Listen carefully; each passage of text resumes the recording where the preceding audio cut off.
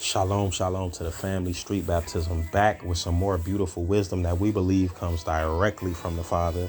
That is our belief over here at Street Baptism.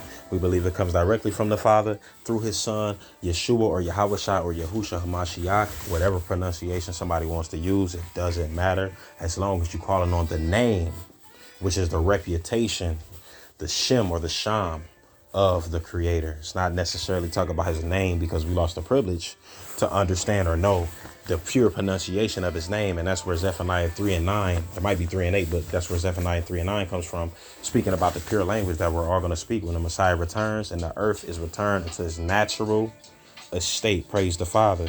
So we don't quarrel or go back and forth over here at Street Baptism about the name of the Father, because we know that the name or the reputation is more significant.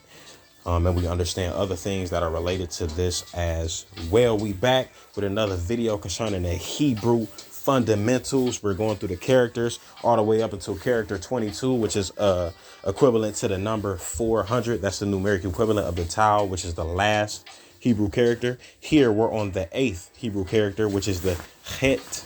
Het. So it's not Ket. Ket. It's more of a, as they would call it in the ancient Near East or in ancient languages, a Het. A guttural. That's what it's called, a guttural Het. And I believe that there's two gutturals in the Hebrew language. But basically, you make a constriction in your throat when trying to speak the hey sound. And you say, instead of hey, you say hey. So with that being said, this is the hate character here. At the top in the left hand corner, it's a hate yod. Don't pay attention to that. But the hate is right here. This is the Aramaic or modern Hebrew looking hate, or the script for the hate, the Aramaic script. And as y'all can see right here, we're about to get into that. The numeric equivalent for it is 8.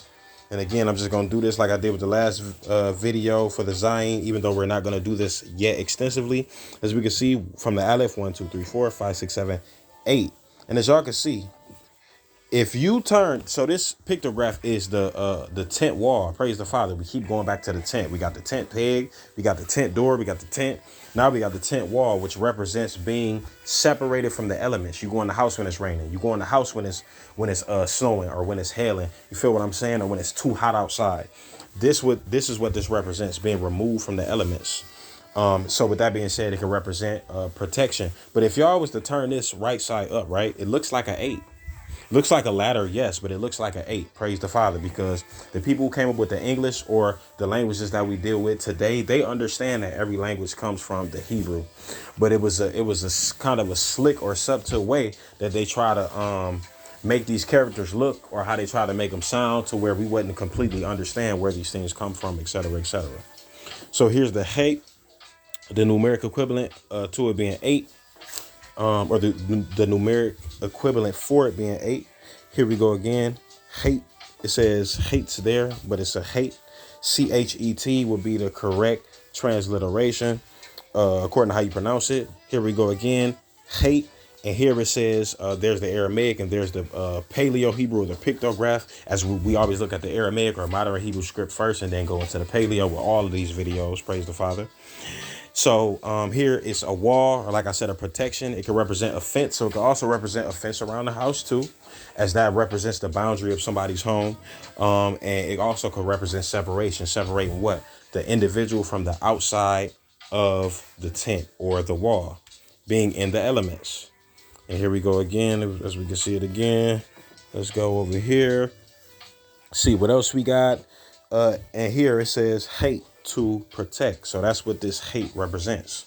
So as we've been trying to look at these characters practically concerning man, as these are the elements of the universe, or what people will call the cosmos, or the creation of the Father, be a wall. Recognize the protection. Recognize how this character applies to other people's lives and in your life, my fault. Look at houses. You feel what I'm saying? Be attentive concerning the elements. All of these characters mean something. These are the basics of the life of man. Things that the Most High wanted us to understand in its purest element. Praise the Father. Forgive me for my screen cutting off. I'm doing this off my phone. Praise the Father. But hopefully this hate or this het was helpful. And with that being said, street baptism out. Shalom, shalom.